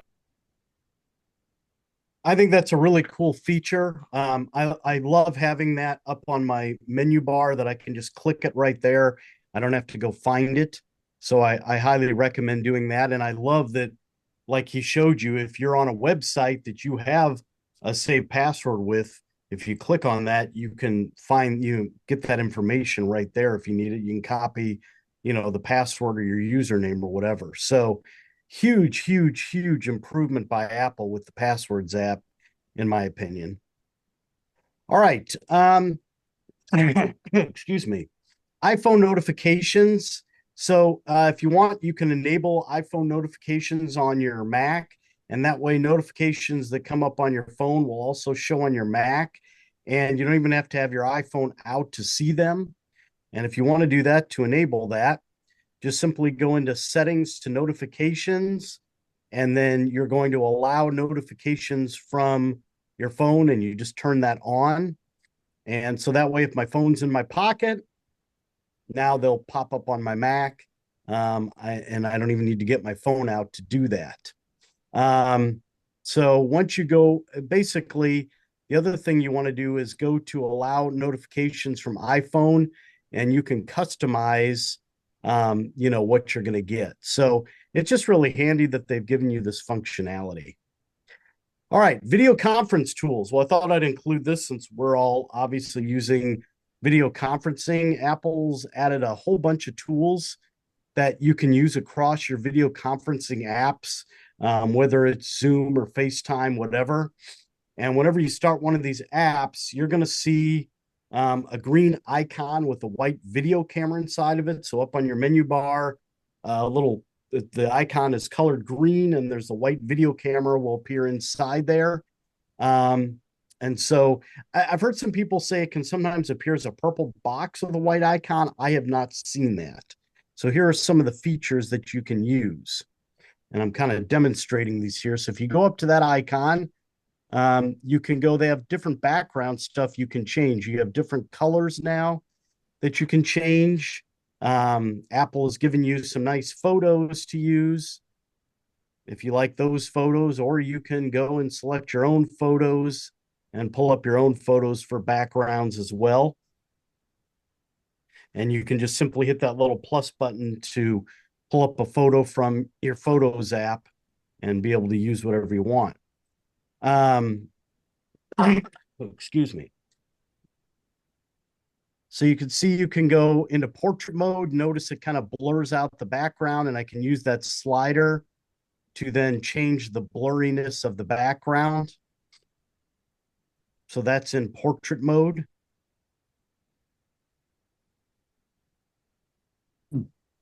Studio light is also interesting. What it's doing is it's focusing the light on you versus the whole room or your background. And again, you can focus that more or change that how you want to see how you appear on the screen in your video conference. And then there's also reactions here. And so you have all these little fun reactions that you can use. I know we were having this conversation at our officers meeting the other night to take advantage of all of these features so they'll show up. You need to make sure that you've got an M1 or an Apple Silicon Mac. Otherwise, some of these features will not show up for you. And you can see I'm doing the reactions for you. You can also make those reactions by putting your hands in front of your body to do those things, and you see what they look like there. So those are the reactions.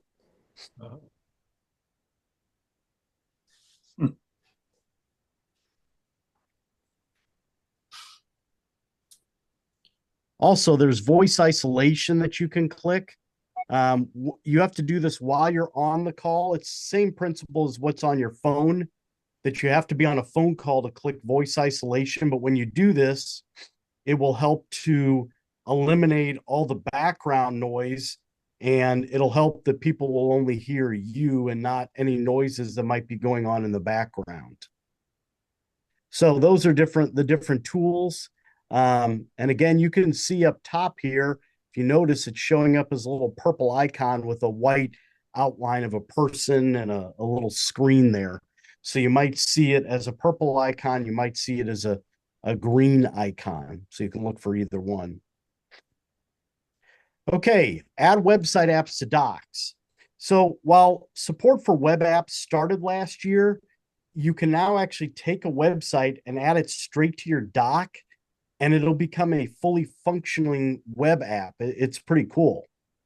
Last year, we got web application support. So you can now add websites to the dock, which essentially treats the website as an application because it always shows up in the dock down here. And when you click on it to open it opens up in its own menu. And it also shows the name of the site or whatever you chose up here in the main menu. But now with macOS Sequoia, there's now support for web extensions and content blockers inside of web applications. So if you have an ad blocker, that will now work in web apps. And you can see this by going to the web app and then going to settings. And from here, we have an extensions menu where you can change and enable or disable your extensions. And there's also support for opening links directly in web applications.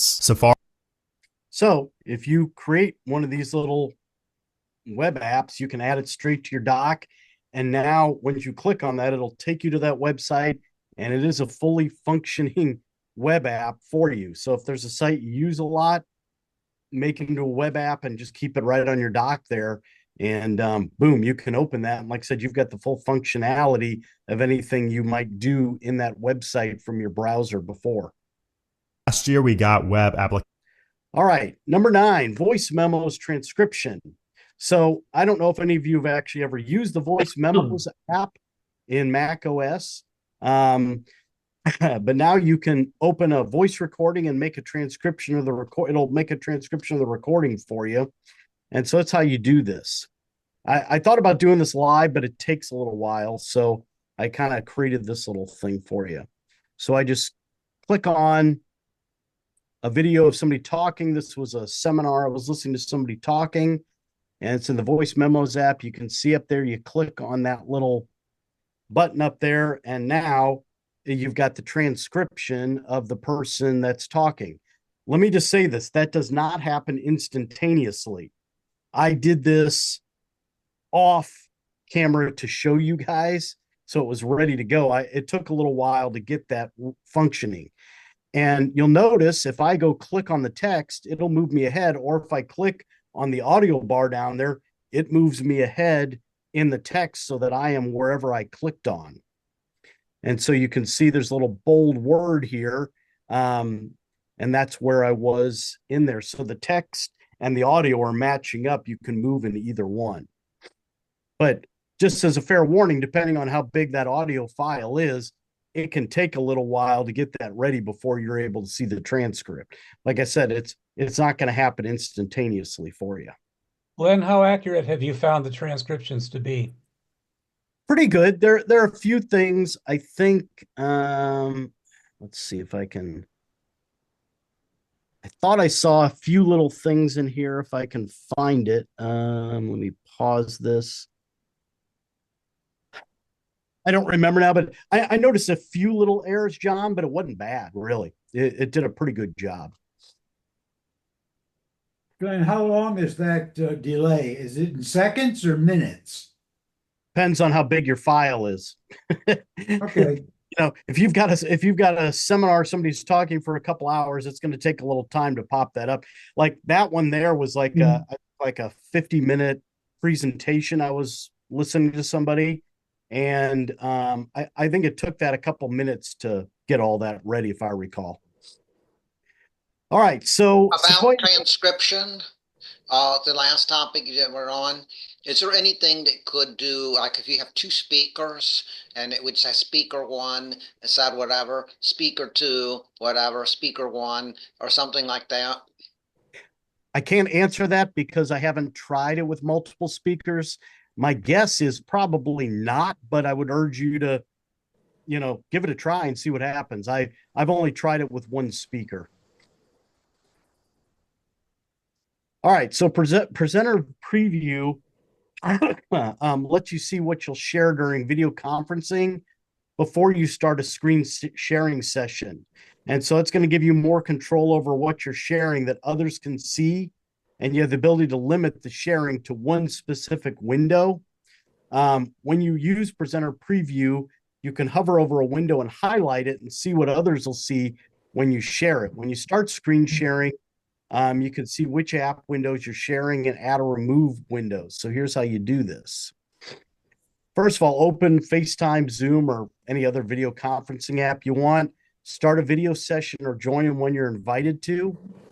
And so I'll just use FaceTime for this example. Click the share icon that's located alongside the other controls down here. You can see I've got the box on there. And then if you hover over the app windows you want to share, you'll see them highlighted, and you can choose to share a specific window.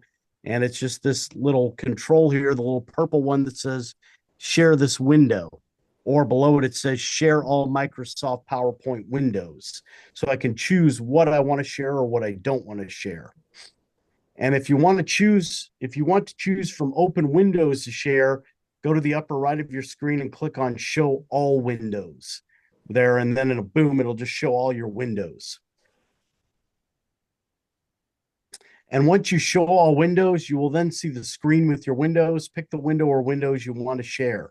So I can boom, show all windows, and then I can click on one specifically I want to share. So it's giving you a lot more control over how and what you want to share. So it's kind of a cool little function. More. There's also a new video conferencing feature. So if you were on a Zoom call or a Google Meet and you go to share your screen, so we're going to go to present now and we're going to share our screen, you'll see that we now have this new preview here. So this is a new feature called presenter overlay preview. And from here, you can make sure what you're actually sharing before you share it. So it has this purple highlight right here. And you can also go up here and change what windows you want to show. So if you want to only show, this window, for example, you can now get an easy view of all your windows, and you have this purple overlay, and you can also set your presenter overlay here. So this is not new, but this is new in the preview now. So you can see what you look like before you actually share your screen. And it makes it very clear as well to share this window. Like you have to click on this button as well, basically just to prevent any type of accidental sharing of potentially personal information. And this all right. So just gives you a little more control to preview before you get started on that.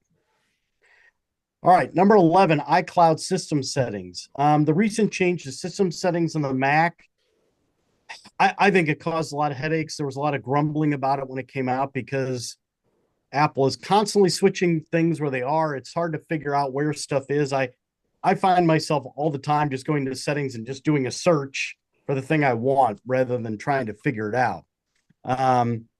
Sequoia makes it easier to access your iCloud account, though, in system settings, which I appreciate. And instead of going to your account name and then clicking on iCloud, you now just go straight to iCloud. And they've also made the iCloud settings panel much more organized. So here's how this works. I go up, I open system settings, and now you can see I'm in general here because that's where it always starts you. I just go up and I click on my name, and I can go down to iCloud, and you can see how they've done a nice reorganization of everything in iCloud for you. You can click on any of those things to see more details. Now, if you're in general, though, you don't have to go through all that. You can just go down. You see, I went down to iCloud and boom, it's right there. So it's just a one-step thing. They've basically eliminated one of those steps. Instead of going to your name to iCloud, you can now just hit the iCloud setting. I appreciate that because that's something that I use, I don't want to say all the time, but somewhat often. And again, I think that the settings is a bit confusing because Apple is constantly changing where things are, and anything that they're doing to make that just a little simpler, I appreciate. Okay, 12, vocal shortcuts. Another system setting edition allows you to add vocal shortcuts that'll trigger actions. So in system settings, if you go to accessibility, and you'll find an option to set up the new vocal shortcuts feature, and this will allow you to teach your Mac to recognize a custom phrase that will perform an action for you. And so the phrases you count can trigger all kinds of actions, Siri requests, and performing a shortcut you set up. And here's how you do it. Gary here with MacMost. Let's take a look at using vocal shortcuts. So vocal shortcuts is a new feature in macOS Sequoia and iOS and iPadOS 18. It basically allows you to speak a command. You don't have to say any magic word like Siri beforehand or anything like that. You can set up these commands to trigger shortcuts or a Siri phrase. Let's start on the Mac. Of course, you need macOS Sequoia to do this. And then you want to go to System Settings and then Accessibility. Then you want to scroll down near the bottom. You'll see a whole section just for vocal shortcuts. You go in here and then there's a Setup button. So we're going to set this up. It's going to give us a little information here. We'll continue, and then we get this list of things that we could do. Most of this is a list of your own shortcuts, so things that you've already set up in the Shortcuts app.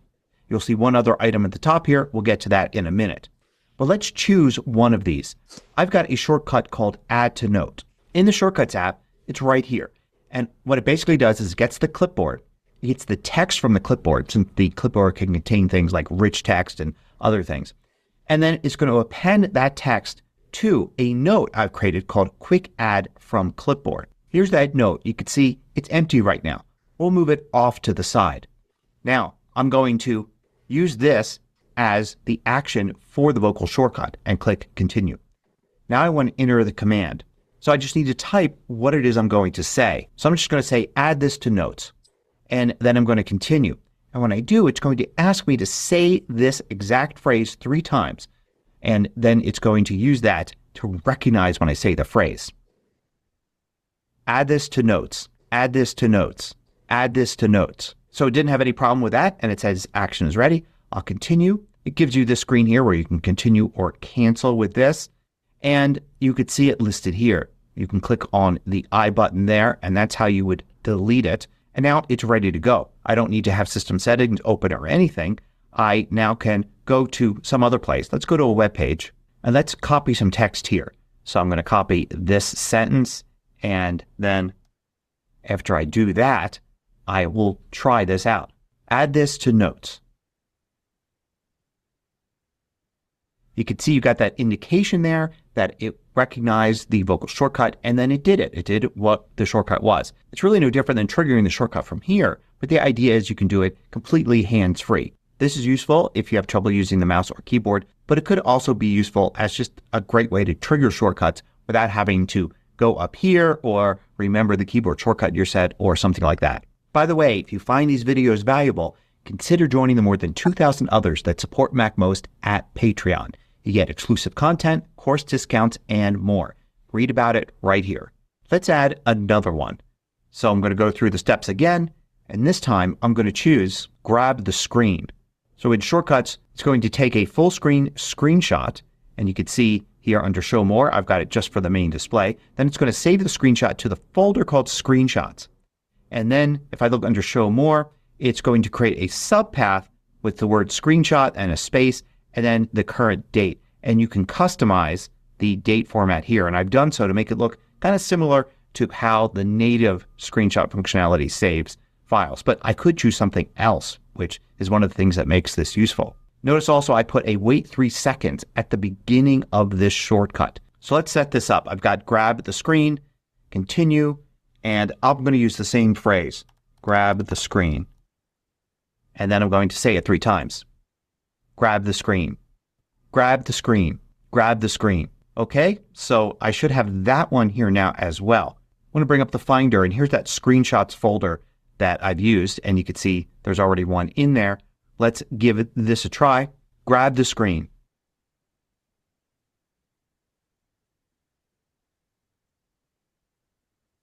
And you can see it delayed that 3 seconds, and it took this screenshot.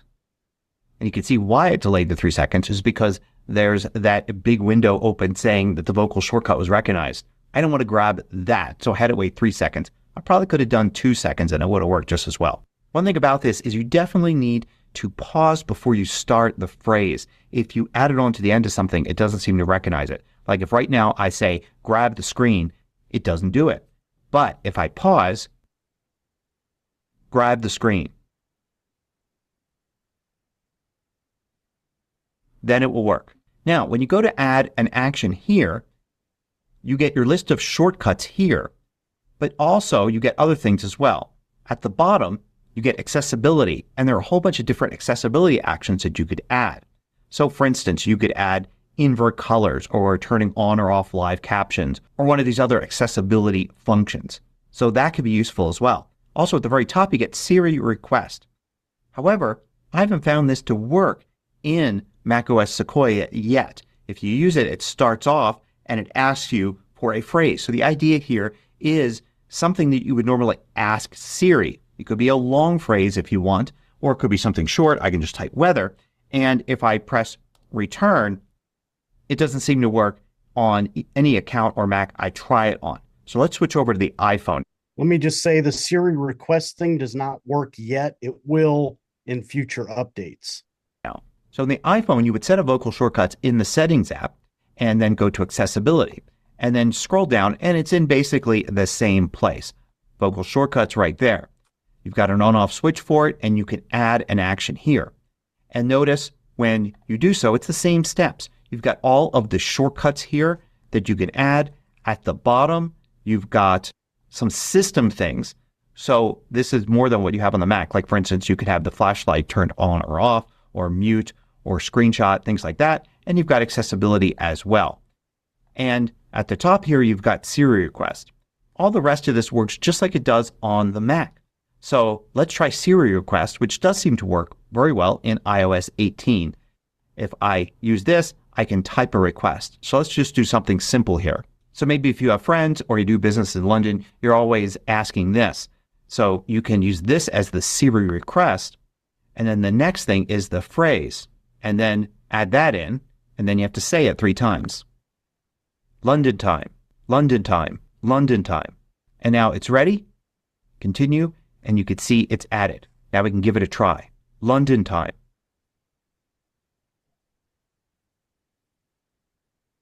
And there we go. We get that. It's not that much harder to ask Siri to do it, but imagine, of course, doing a much more complex Siri request or shortcut and having your iPhone do it just by speaking that phrase. So give Siri request a try on your Mac in Sequoia. Let me know if it works for you. If not, we'll just have... All right, so that's vocal shortcuts. I have a very quick question. Yeah. Can I use this trick to get Hal to open the pod bay doors? I don't think Hal would cooperate with you. He never does. All right. So in the weather app, you can actually set automatic home and work locations now. And so, because before it would give you wherever you're at, it could do that. But now, if in your settings, you have to go in and you have to tell locations for weather in the weather settings to turn on home and work. And if you have that in your card for contacts in the contacts app, if you have that information, it can give you the weather in both places. If I retired, I don't have a workplace, I could set, if I put in my contact card for my workplace, let's say I want to put my father's address down in Costa Rica, then I could get both those in the weather app here. So now it will do that for you. All right, 14 reminders and calendar in both Mac OS Sequoia and iOS 18. You can now see reminders in the calendar app. Apple Reminders is getting a long-awaited feature, calendar integration. You'll now be able to create, edit, and delete reminders directly from within the calendar app. Let's say you've jotted down a few reminder items for today in the Reminders app. You will see these in the All Day section of the Apple Calendar. You can move these reminders to specific times, add relevant information, check or uncheck items, and the Reminders app updates all of this simultaneously. If a reminder has sub-items and you try to tick it off in the calendar, you'll get a confirmation alert about these sub-items. Creating a new reminder from the calendar app is simple. Click on a new event and change it to a reminder. You can set this as an all-day reminder of a specific time. So there's a real nice integration. I don't know if you guys use the Reminders app. Excuse me. I use mine quite a bit. And so now I love that there is this integration between calendars and reminders. And, you know, when I pull up my calendar app, I see all those reminders in there. And so I love that I can, you know, use that from both apps and they work really well together. Okay. Settings for privacy and viewing text easier. Here's some settings you can change on Sequoia for enhanced privacy and to make viewing text easier. When it comes to privacy and security, there's a few things I would recommend checking. Go into System Settings, then go down to Privacy and Security. Within Privacy and Security, scroll down all the way to the bottom where we actually have the option for Analytics and Improvements. Under Analytics and Improvements, I typically turn all of these off. Now, you don't have to do this, but this is something I typically do as I don't want to send this information. Even though it's anonymous and private, I typically like to keep the analytics here. Sometimes I will share them with app developers depending on the app I'm using, but in general, I turn those off. The same is true with Apple advertising under the Privacy and Security menu. Here I turn off personalized ads. You could leave this on, but I typically leave it off, where it says turning off personalized ads will limit Apple's ability to deliver relevant ads to you, but will not reduce the number of ads you receive. I don't really want them having any of that information, so I turn it off altogether. Also, locations is something else I would recommend going over. So if we go to Location Services up at the top of Privacy and Security, there's different applications that may or may not need access to your location. Some of them, such as maps, it makes sense so that you can know where you are within the map itself. But again, you could turn this off entirely if you don't want it. Find My makes sense if you're using that because you'll need it. Or if you want a web browser to know, or you don't, you can turn it off or on. Go through every one of these system settings and turn it on or off based on what you're using. So if I don't want it in voice memos, I'll disable it. So again, just go through here and customize what works best for you. Also, if we go down to System Services, go to Details, some people recommend turning off significant locations. I typically leave it on, but if you want to keep your device more secure, turn that off and it won't use any of that information. You can also see what has recently used your location if this is purple typically. So that's on the iPhone as well, but you can see the location icon in the control center when System Services request your location. Just like on an iPhone, I would recommend enabling this so you can see when something's using your location if you want more information about that. Another feature that's great with macOS 15 has to do with Wi-Fi. Go into Wi-Fi, and within Wi-Fi, go into Details under your current Wi-Fi connection. Within Details, you'll see Private Wi-Fi address, and there's a new feature called Rotating Address. This changes your actual Wi-Fi MAC address every so often, making it more difficult to track your MAC across the web. So you can leave this to off or fixed, but I typically change it to rotating. If you find you're having issues maybe getting to websites, you may want to change this back, but typically it doesn't seem to interfere with that, at least for me. There's a feature I would recommend if maybe you need some larger text on the display or you just want to see something clearly. Go into System Settings, go to Accessibility, and Apple has finally added hover text to the Mac. If we enable this, we'll enable hover typing as well. We can press the Command key to display a large text view of the item under the pointer. So we'll hold Command and we should see something here. So there we go. As I'm moving the pointer, holding Command, you'll see it says hover text, hover typing, and then we can get a better view of what's actually here to make it easier to read. The same is true when maybe we go into a note. With a note, now I have the cursor blinking and I can say this is a new note. I am trying out hover text, and this shows you everything right on the screen in a much larger view, making it easier to see what you're typing. So if that's something that would be beneficial to you, I would recommend enabling this or at least trying it out. I don't have the hover typing thing, but I do have the hover text on. And sometimes it's nice if you're on like a web page or something that's real tiny and you hover over it, you can see it or you hit the command key. So that's something you might want to play around with and see if you like that. So, all right. So there you go. There are features of Mac OS Sequoia.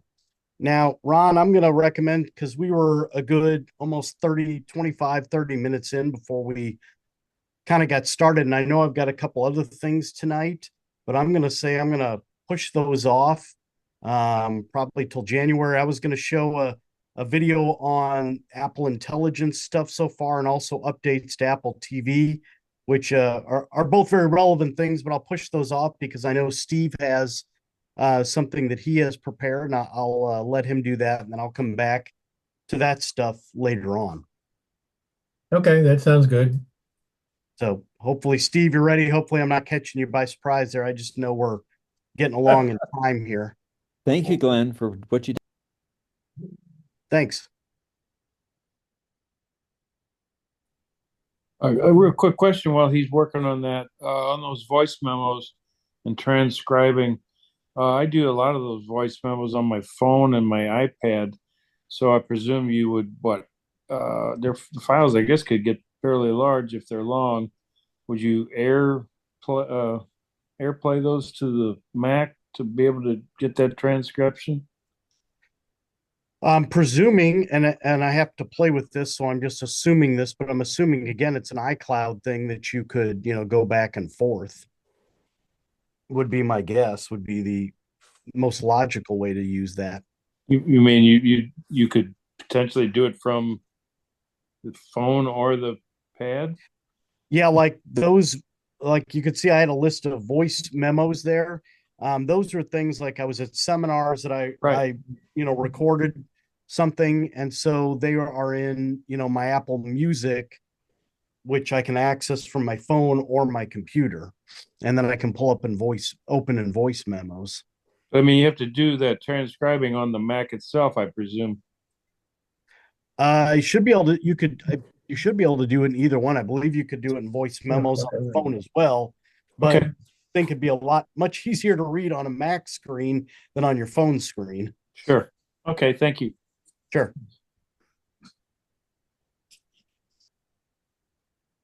Any more questions?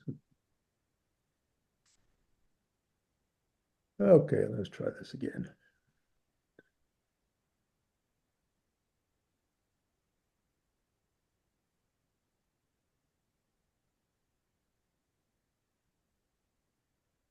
Well, come on. It was working a minute ago.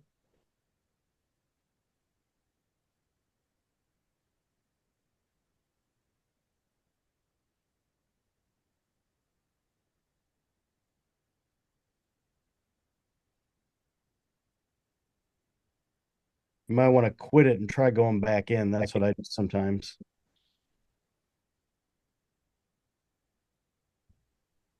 Yeah.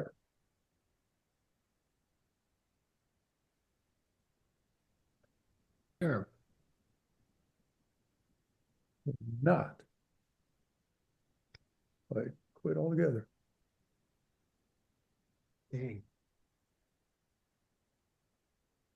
Okay, can you see gift ideas? Yeah. Yes. All right, finally. Okay, I'll make this quick. We're running kind of long. It just hit me the other day. It's November already, and I like to get my Christmas shopping done Steve, early. I don't think we're actually seeing the actual keynote. We're just seeing your computer. Let's try this again. Finder. Share. It won't do it. Your screen sharing is paused. Hmm.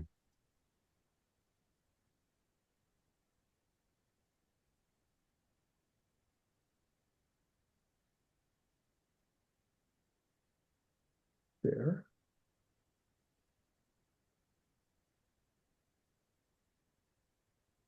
Did you open up the keynote? Yes. Did you see that when you say screen sharing? Did you see the little window? Yep. I can't even get back to the meeting now.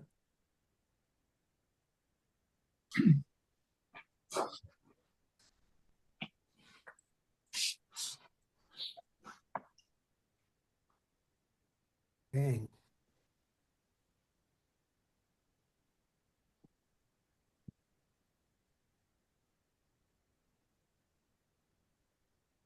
I think I jinxed Steve by throwing it to him all of a sudden. Oh boy. One more time. While Steve's working on that, I will say one of the things I was going to share. Oh, there we go. There it is. Okay.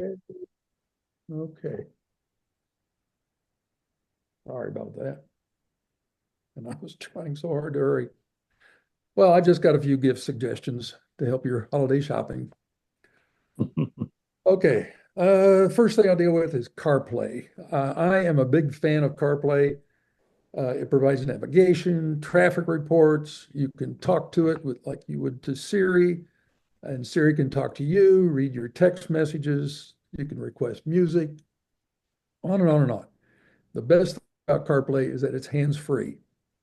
But I have to confess, there have been many times that I've jumped in the car, taken off driving, and I realized too late, I forgot to hook up my phone, that pesky cable. And of course, no one would ever plug in their phone while they're driving. That would be unsafe. So, well, now there are wireless adapters for CarPlay. The brand, the one that I bought is called Darrell. I guess that's how you pronounce it. It has a short cable, maybe 3 or 4 inches long. It connects to your car's USB port, and then it connects wirelessly to my phone. It was as easy to set up as any Bluetooth device. And now every time I get in the car, it takes just a few seconds to automatically reconnect to my phone.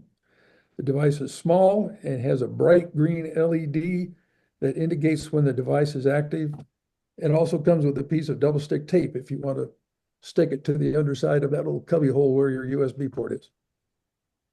I bought one for our car from Amazon for $70. I've been using it since early October and it has worked flawlessly. And a few weeks later, I bought another one for my truck, and my phone has no trouble telling which device to connect to. So there's a link down at the bottom on where you can buy it on Amazon. Hey, Steve, can you switch phones? Like if your wife's phone wants you want to use hers? Yes, I have to turn off CarPlay in order for her phone to connect. It will not connect two at a time. But I do about 90% of the driving, and so it's really not a problem. So, okay, here's a good stocking stuffer. This little phone stand is both practical and whimsical. The thumbs up can hold your phone upright, or its arms can spread out to hold your phone on its side. The little hands, the little individual hands, they also rotate. I saw one on eBay for $4, and you can buy a pack of 4 for $12.49. And it's humorous. I thought it was cute. I included the HomePod Mini in a previous presentation. It connects to your Mac or your iPhone over your home Wi-Fi, and the sound is nothing short of amazing. I plan on getting a second Mini someday because with two, your devices send 2 separate signals and you get stereo. And you can also place HomePods in other rooms in your house for full house sound. And also the HomePods can be used as an intercom. The HomePod Mini is still $99, the same price as when Apple first introduced it in 2020. The full-size HomePod, which has even better fidelity, costs $300. I went with the Mini. The full size is no longer available, is it? It's on the Apple website. No, they've reinstated it, I think, last year. Okay. Yeah, I believe they made a new model of it. Here is an iPhone case. The one made by Banks Armor Pro is probably the best phone case on the market. It's made of Kevlar, the same stuff they make bulletproof vests out of. It's thin enough to allow MagSafe charging, and you can get $10 off your first purchase. The regular price is $40 plus shipping if you buy it directly from Banks, and it's $50 from Amazon Prime. Although if you have Prime, of course, it's free shipping. Next, what you get for the man who has everything? Well, you get a charging station that can recharge all this stuff at once. This will charge his iPhone, his Apple Watch, and his AirPods. This gadget is a space saver for your bedside table. It has a single 5-foot cable that replaces 3. This charger is $133 from Amazon, but I've seen less expensive products available, so shop around. Although that company named 12 South is very reputable. I've had very good luck with them. Belkin AirPods cleaning kit. Those expensive, high-quality AirPods need to be maintained now and then. And for less than $11, you can get a Belkin cleaning kit to keep your AirPods at their best acoustic performance. The kit includes a cleaning brush, wax softener cleaning gel, and a microfiber cloth. When my dad was living, he had a set of hearing aids that cost him like $2,000 or $3,000. And they quit working. And he thought, well, I guess I just wasted my money. Well, the next time he had an appointment with the audiologist, the man got out a little brush and cleaned out the earwax, and they worked just fine. So I guess something similar could happen with AirPods as long as you keep them clean. Here's a product from KeySmart. It's a company that specializes in gadgets that are both useful and compact. Their motto is saving the world from bulky pockets. And here are 2 of their products that would make good gifts. The KeySmart Max. The premier product of KeySmart are a line of key organizers. They range from $20 to $60. The $60 key organizer is called this KeySmart Max. It connects by Bluetooth to your phone. If you misplace your keys, you can use your phone to activate an audible alert. Conversely, you can use the KeySmart to find your phone. It has an LED light for finding a lock in the dark. It has a ring for your car's key fob. It can hold up to 14 keys and accessories. And they have little items such as a screwdriver and bottle opener, pliers, blade, and so on that you can add to it. I would call it an electronic Swiss Army knife that also holds your keys. It costs $60 from the manufacturer, and I saw it for $45 on Amazon. And if you shop for the KeySmart Max, you should also check out the KeySmart iPro. It does not have as many features, but it's still a very good product. KeySmart also makes a smart card. It's the size of a credit card, maybe a little bit thicker. Pair it with your phone and slip it into a slot in your billfold, and your phone can track it up to 200 feet away. You can activate an audible alert in the card, and the card can alert your phone if you go off and leave your wallet someplace. The smart card does not include a charging station, but it will recharge on an Apple MagSafe. A single charge lasts as long as 5 months, and the card costs $40. And by the way, the picture shows the front and back. They do not come in a 2-pack. Is it safe for all the other cards in your wallet? Yes. Yeah. It's it doesn't emit what would be the word, radiation. Magnetism. Can you replace the battery in it? That I don't know. Or does it recharge or what? It recharges, yeah. Like I said just a minute ago, it recharges on an Apple MagSafe. But it would probably last for years. Next item. This is for the 007 in your family. These stylish sunglasses come in a variety of colors. Plus, it's electronic. It has little speakers and a microphone for making phone calls. The speakers can play music. And in the outer corner of each lens is a tiny 12 megapixel camera for recording up to 60 seconds of audio and video. You can even live stream with them. And you can talk to Meta AI. A charge lasts 36 hours, and the glasses cost $300. So you got somebody that wants to look at what you're looking at, here you go. Here's a product for you. When it live streams, what is it? Is it seeing what you're seeing? Yes. Huh, cool. Pretty amazing. And Ray-Ban is a good is a good brand. So that's another way for Meta AI. Do students these to things cheat. require Facebook? everybody talk at once. Yeah. Okay, That's another way for students to cheat. Oh, yeah. Do they require Facebook? Facebook. Meta AI has some connect. Meta is the company that does Facebook, and I'm wondering, is there any relationship between these glasses and Facebook? They did not mention Facebook in the product description.